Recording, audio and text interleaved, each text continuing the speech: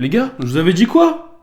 Y'a personne qui peut me tester, poteau. Décision unanime 5 rounds, bravo Volk. J'ai même envie de dire Bravolk, lol. En plus pourquoi tu sors la vidéo que maintenant? On est mardi, le combat c'était samedi, la con de ton oncle. Ah, tu connais, boulot.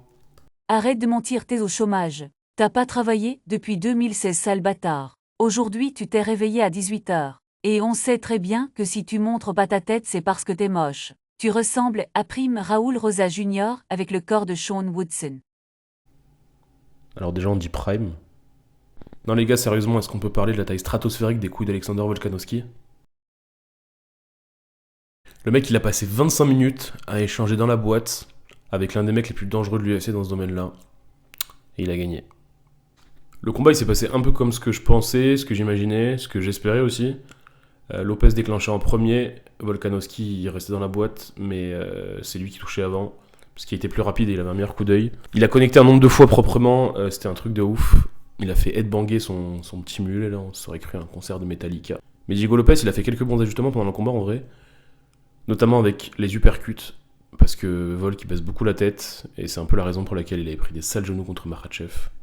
Malheureusement, Lopez, il a jamais entendu parler d'un jab ou d'un cross de sa vie, il y avait que des gros crochets circulaires. Et la seule fois du combat où il a envoyé un 1-2, bah, il a knockdown Volk à la fin du deuxième round. Puis il y a eu une autre grosse alerte pour Volkanovski au quatrième round. Il a pris un uppercut qu'il a carrément aveuglé. Visuellement, c'était chaud. Je pensais que c'était un peu la fin. Mais même là, il est parti à la bagarre et il gagne les échanges avec un œil. Enfin, je sais pas ce que vous voulez que je vous raconte en fait. Dricus du Plessis, on arrive, voilà. Bon, en vrai, c'était pas mal un combat d'anglaise, entrecoupé de quelques tentatives de takedown de Volkanovski, toutes défendues par Diego Lopez, admirablement, sauf une à la fin du premier round. Bon, il l'a un peu tabassé au sol ensuite.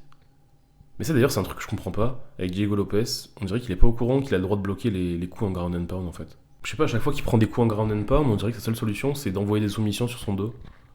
Sinon, son adversaire, il lui ferait bondir la tête contre le sol. D'ailleurs, les deux seules fois de sa carrière où il s'est fait terminer, c'était par ground and pound assez violent.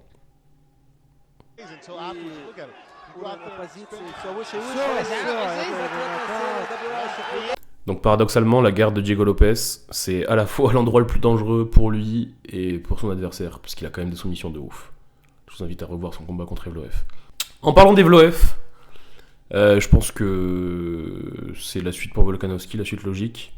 Le mec est sur une série de 9 victoires d'affilée à l'UFC. Bon, il n'y a pas de finish, mais le problème c'est qu'à part lui, on a Gene Silva et Yair Rodriguez qui ont gagné sur la même carte et qui ont appelé un title shot. Non. Sur le reste de la carte, Paddy Pimblett a roulé sur Michael Chandler comme never.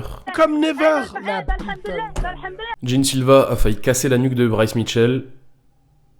Bon, c'est pas un combat qui lui fera comprendre que la Terre est ronde, mais par contre, ça risque de le renforcer dans son idée que la gravité n'existe pas.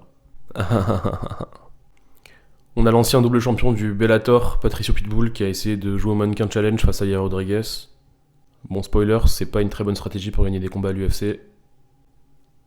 Et enfin, en début de main card, Dominic Reyes s'est pris pour Vladimir Poutine face à l'Ukrainien